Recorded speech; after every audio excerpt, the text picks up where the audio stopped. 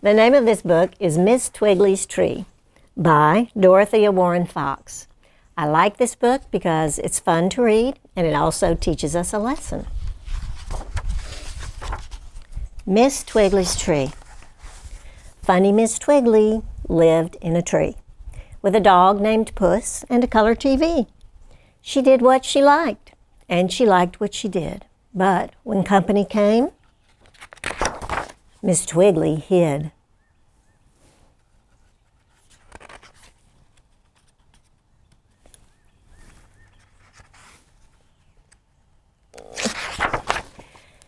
It's not that I do not like people, said she, but one gets a bit shy when one lives in a tree. She named her dog Puss. He didn't mind that.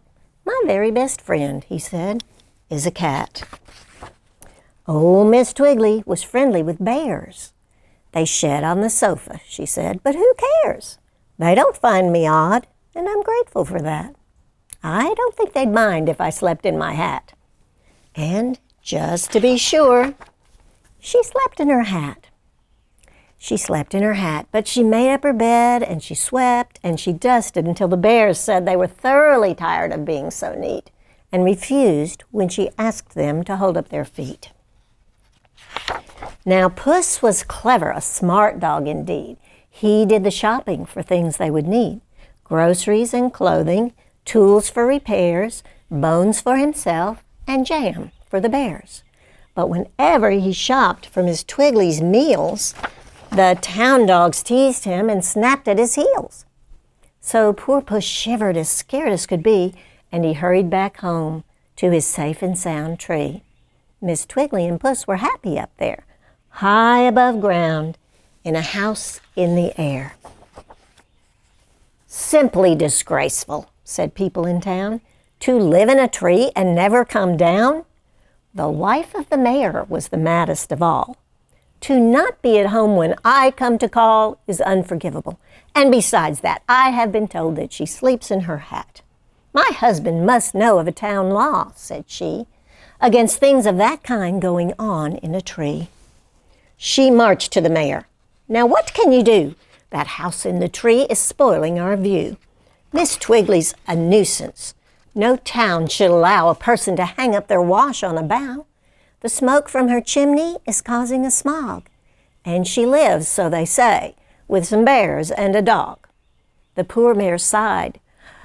My dear, I agree, but more pressing problems are bothering me. The weather report says it's going to rain. I fear we are in for a wild hurricane. It did rain for a week and a month and a day. The wind blew a gale and the bridge washed away. The town was cut off, its people afloat. Whatever went by, they used for a boat.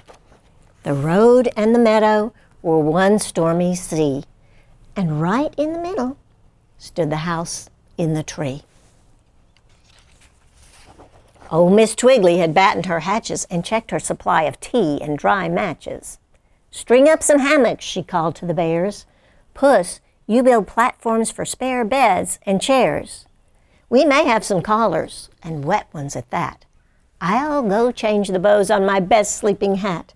I'll get right to work on a big pot of stew to be sure there'll be plenty to feed quite a few. She put on the kettle and buttered some bread. Now let them all come. I'm ready, she said.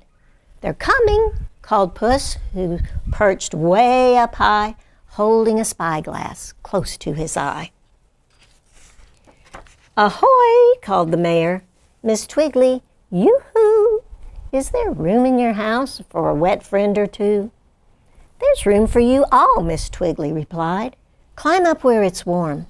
Come up and be dried. They hauled up the mayor and the chief of police and sweet Trudy Wilmot, the grocery man's niece. Pigs came in their trough, and a wet mother cat arrived with her kittens aboard a straw hat. The dogs of the town came swimming right up, big dogs and small dogs and one frisky pup. But plump Mrs. Honk was afraid of the stairs, and little Joe Pettibone didn't like bears. Don't fret, Mrs. Honk, Miss Twiggley said. You won't mind the height when you're tucked into bed. And Joe, my big bears are as tame as could be. They don't spill a crumb when I ask them for tea.